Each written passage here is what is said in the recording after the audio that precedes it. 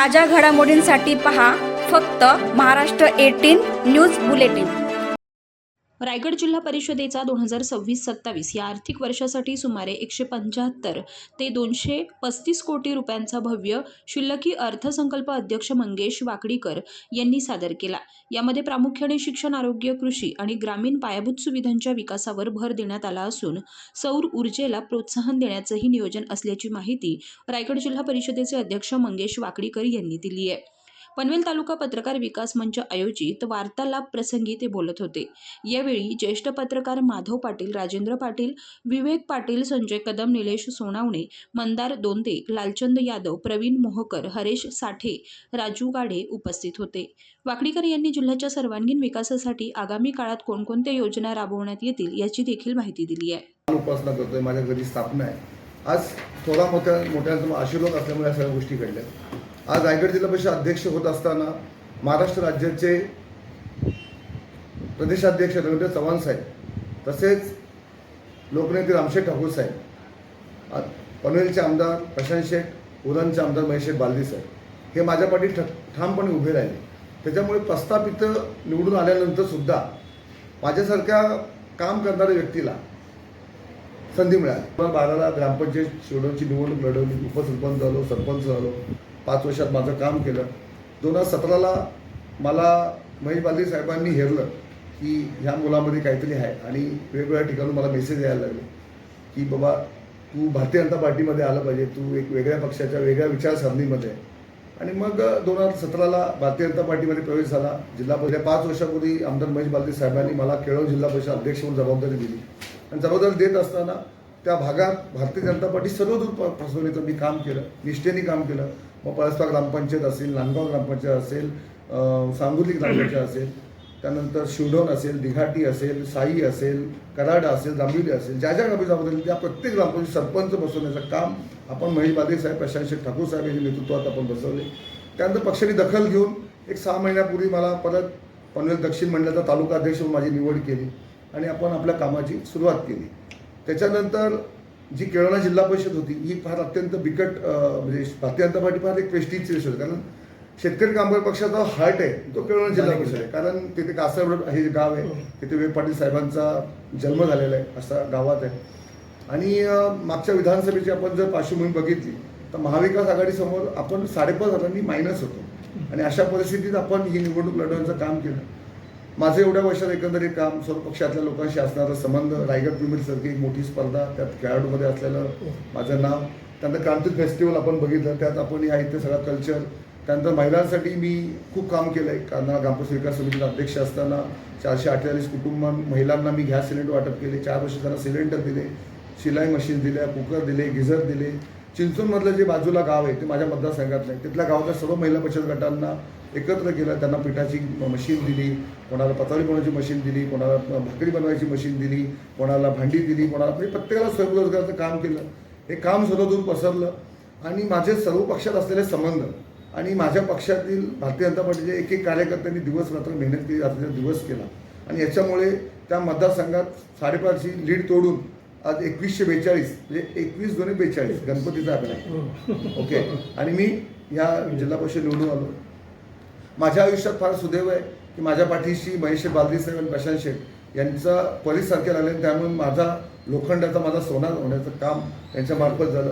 मला लोकनेते रामशेठ ठाकूर साहेब यांचा नेहमीच आशीर्वाद असतो आणि त्यांच्या माध्यमातून आज पुढे जातो। आज जिल्हा परिषदेवर जेव्हा माझी जिल्हा अध्यक्ष म्हणून निवड झाली त्यावेळी आज रायगड जिल्ह्यामध्ये असं कोणतं गाव नाही की रायगड प्रीमियर लीगच्या माध्यमातून सर्व तर मी बसवलं आणि याचा आनंद सर्वसामान्य कार्यकर्ते असतील, सर्वसामान्य लोक असतील, त्यांना खूपच आनंद झालेला आहे आणि पनवेल उरणची जनता तर अतिशय आनंदित आहे। कारण आज एक वेगळा मेसेज गेला की आज कोणीही अध्यक्ष होऊ शकतो आणि आज माझ्या दालनात जर तुम्ही बघितलं तर सर्वसामान्य माणूस एक इझिली एंट्री करू शकतो, इझिली त्यांचं काम घेऊ शकतो आणि मी इझिली इमिजिएटली त्या गोष्टी इम्प्लिमेंटेशन करण्याचा माझा प्रामाणिक प्रयत्न राहील। आज बँकिंग सेक्टरमधून आल्यामुळे एक कॉर्पोरेट सेक्टरचा मला एक थोडासा तो माझ्या मागे आहे, त्यामुळे आज जिल्हा परिषदेमध्ये आपण जर 10 दिवसाचा आराखडा काढला तर तिथे काम गतिमान पद्धतीने चालू झाले। कारण 4 वर्षात फार मरगळ आली होती, कोणत्या प्रकारे प्रशासन नव्हतं आणि आज भारतीय जनता पार्टीला हे संधी मिळाल्यामुळे आज त्या रायगड जिल्हा परिषद सुशासन आणि स्वच्छ कारभार हा आमचा सर्वप्रथम अजेंडा असेल। गेले 10 दिवस रायगड जिल्हा परिषद कुठल्या दिशेने गेली पाहिजे यासाठी रात्री दिवस 24/7 मी काम करतो. रात्री 4 वाजेपर्यंत मी जिल्हा परिषदमध्ये 8 ते 10 वाजेपर्यंत असतो. त्यानंतर स्टडी 3-3, 4 तास करत होतो. परत सकाळी उठून काम करत होतो आणि ईच अँड एव्हरी पॉईंट आपण त्या आपला जो बजेट आपण दिला त्याच्यामध्ये आपण सगळ्या गोष्टीचं हे केलं. आज जर आपण बजेटचं अंतर्गत ठळक वैशिष्ट्य बघितलं, भागामध्ये जेवढ्या अंगणवाड्या आहेत त्या सर्व अंगणवाड्यांना आपण विद्युत जोडणी करणार आहोत. आतापर्यंत बघितलं तरी 700 अंगणवाड्यांना विद्युत जोडणी नाही आहे. ही फार मोठी खेदाची बाब आहे. हां, आणि तिथे आपण 100% विद्युत जोड करणार आहोत. तिथे वायफाय देणार आहोत, तिथे वॉटर फिल्टर देणार आहोत, तिथे प्रत्येक शाळेला LED देणार आहोत. त्याच्यानंतर आज प्रथमतः अंगणवाड्यामधील सर्व विद्यार्थ्यांना 100% विद्यार्थ्यांना आपण कपडे देणं, एक गणवेश देणार. सेम गणवेश रायगड जिल्ह्यामध्ये एकच गणवेश असेल, एकाच कलरमध्ये असेल. हा आपण पहिल्यांदा काम केलं. दुसरी गोष्ट, आपण आपल्या ज्या जिल्हा परिषद आहे तिथे मग त्यांचं सक्षमीकरण झालं पाहिजे. आज जर आपण बघितलं तर फॉरेन कंट्रीमध्ये, जर चायनामध्ये बघितलं तर तिथे सुद्धा जे शिक्षण होतं ते त्यांच्या मातृभाषेत होतं. आणि आज आपण जर बघितलं MPSC UPSCमध्ये जे IAS अधिकारी होतात तर ते 90% जे विद्यार्थी असतात ते वर्नॅक्युलर लँग्वेजमधून शिकलेली मुलंच ती ह्या IPS अधिकारी होत असतात, कारण त्यांची आकलनशक्ती वेगळ्या प्रकारची असते. आणि आपल्या मराठी शाळेमध्ये शिक्षक अतिशय एक्सलंट आहेत. म्हणजे प्रत्येक शिक्षक BA DED तर आहे बी डिफॉल्ट. जर तुम्ही इंग्लिश मिडियममध्ये बघितलं तर तुम्हाला तशा पद्धती शिक्षक सुद्धा सापडणार नाही. तर तशा पद्धतीची पण मी लिस्ट काढली की कोणत्या इंग्रजी माध्यमातल्या शाळा या अनधिकृत आहेत त्यांना मी आता एक 8 दिवसात नोटीस काढून त्या शाळा मी बंद करण्याचं काम करणार आहे. आणि ज्या अधिकृत शाळा आहेत तिथे आपण काम करणार आहोत. मग मराठी शाळांचं आज आपले, कारण जर इन्फ्रास्ट्रक्चर चांगलं दिलं तर मुलांना चांगली बसण्याची व्यवस्था असेल तर मुलं तिथे जाण्यासाठी प्रवृत्त होतील. मग त्या प्रत्येक शाळेमध्ये आपण कम्प्युटर देतोय, आपण LED स्क्रीन देतोय, तिथेही वायफाय देतोय आपण. तिथेही आपण मुलींसाठी वेगळं स्वच्छतागृह बनवतोय, मुलांसाठी वेगळं स्वच्छतागृह करतोय. आणि हे सर्व करत असताना मी कधी कुठला तालुका, कुठला गाव हे निश्चित केलं नाही. जे काय होईल ते पूर्ण तालुक्यामध्ये 100% शाळामध्ये झालं पाहिजे. आणि शिक्षण जर आपला मुलगा शिकला तर या देशाची प्रगती होणार आहे. आपल्या देशात फार मोठं टॅलेंट आहे आणि हे टॅलेंट बाहेर निघण्यासाठी आपण निश्चितच प्रयत्न करू. आज ग्रामपंचायत माध्यमातून आपण बघितलं तर मला माझा किती टॅक्स आहे किंवा मला किती टॅक्स भरायचं आहे हे काय आतापर्यंत कोणाला घर बसल्या समजत नाही. त्यासाठी आपण पूर्ण जिल्ह्यामध्ये एक स्वतंत्र कर प्रणाली आपण बनवत आहोत. आणि त्याच्या माध्यमातून पूर्ण तुम्ही घर बसल्या तुम्ही तुमचं टॅक्स भरू शकता, टॅक्स तुम्ही बघू शकता किती काय आहे ते. त्यानंतर आपण जर बघितलं तर आज मुलींची सुरक्षितता शाळेच्या माध्यमातून ही फार महत्त्वाची आहे. त्यामुळे आपण सर्व मराठी शाळांच्या मध्ये आपण CCTV कॅमेऱ्यासाठी 1,39,00,000 रुपयाची तरतूद केली. त्यामुळे आपल्या शाळेतील मुली आणि मुलं ही सुरक्षित राहण्याचं आपण काम करणार आहोत. त्याच पद्धतीने क्रीडा क्षेत्रामध्ये माझं तुम्ही आजपर्यंत काम बघितलं, त्याच्या माध्यमातून आज आपण पहिल्यांदाच रायगड भूषण नंतर रायगड रत्न हा पुरस्कार इंट्रोड्यूस केला आहे, ज्याच्या माध्यमातून आपल्याकडे क्रिकेट असेल, कबड्डी असेल, खो खो असेल, तायक्वांदो असेल किंवा विविध खेळाचे प्रकार असतील, अशामध्ये ज्यांनी रायगड जिल्ह्याचं देशात विदेशात नाव केलं आहे अशा खेळाडूंना आपण रायगड रत्न पुरस्कार देणार आहोत. आणि सगळं काटेकोर पद्धतीने होणार आहे, कारण रायगड शिवाजी महाराजांची राजधानी. आणि आज आपल्याला अभिमान आहे की छत्रपती शिवाजी महाराजांचा राज्याभिषेक आपल्या रायगड किल्ल्यावर झाला आणि त्याच्या निमित्तानं लाखो भाविक आज राज्याभिषेकाला मग तिथीनुसार असो, दिनांकानुसार असो तिथे येत असतात. त्याच पद्धतीने छत्रपती शिवाजी महाराजांची पुण्यतिथी तिथे साजरी होते, तिथीप्रमाणे पण होते आणि दिनांकप्रमाणे पण होते. तर आजपर्यंत आपण जी तिथीप्रमाणे पुण्यतिथी होती ही 2 तारखेला आहे आणि दरवर्षी हनुमान जयंतीला ती असते.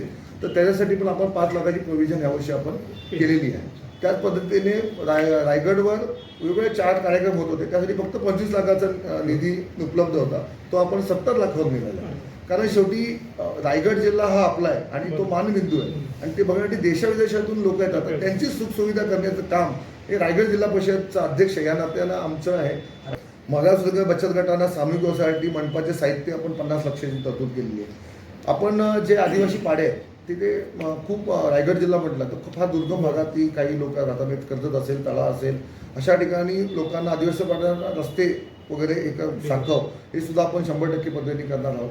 त्याचप्रमाणे आज रायगड जिल्ह्यामध्ये जेवढी घरकुलं आहेत, घरकुलांच्या ज्या योजना आहेत ते 100% आदिवासींना आपण महेश बालदी साहेबांनी एक त्यांच्या भाषणामध्ये निवडणुकीपूर्वी सांगितलं आहे की आपण आपल्या जिल्ह्यामधल्या त्यांच्या मतदारसंघातील जेवढ्या आदिवासी जी कुड्याच्या घरात राहतात ते 100% ते त्यांच्यासाठी घरकुल करण्याचा आपला मानस आहे, तो सुद्धा आपण काम करत आहोत.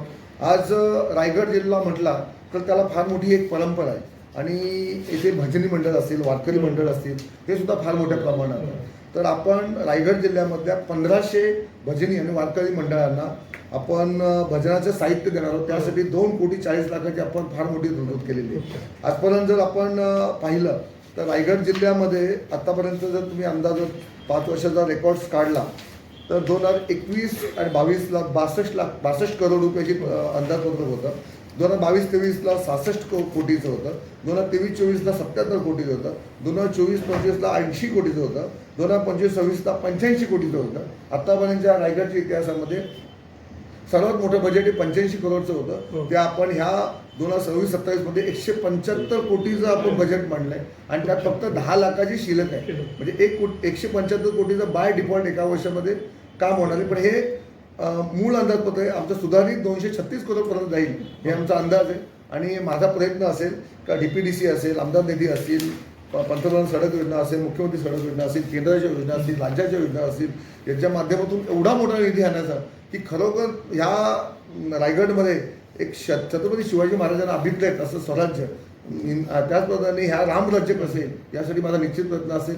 आज माझं भाग्य आहे की मी आद्य क्रांती वासवंत फडके यांच्या गावात मी जन्म झाला आणि ज्या देशातली पहिली क्रांतीची ज्योत ही माझ्या गावात पेटली गेली. आणि आद्य क्रांती वासवंत फडके यांनी जे स्वप्न बघितलं होतं की ब्रिटिशांची जुलमीत राज्यवट संपवून इथे आपली राज्यवट आली पाहिजे, त्याच पद्धतीने आपल्याला इथे चांगलं काम करून एक रायगड जिल्हा हा महाराष्ट्रात नव्हे तर देशात अग्रेसर कसं होईल यासाठी माझा प्रयत्न असणार आहे. आणि माझ्यासोबत आमचे राज्याचे मुख्यमंत्री देवेंद्र फडणवीस साहेब, रवींद्र चव्हाण साहेब, लोकनेते रामशेठ ठाकूर साहेब, जयंत म्हात्रे साहेब, त्याच पद्धतीने प्रीतम म्हात्रे, अरुण शेठ भगत आणि सर्वात महत्त्वाचं की माझ्यासोबत माझे चट्टानकीदार खडे असणारे पनवेलचे दमदार आमदार प्रशांत शेठ ठाकूर साहेब आणि महेश बालदे साहेब यांच्या नेतृत्वाखाली, यांच्या मार्गदर्शनाखाली हा रायगड जिल्हा कसा संपन्न होईल, कसा पुढे नेता येईल हेच माझा प्रयत्न असेल. धन्यवाद.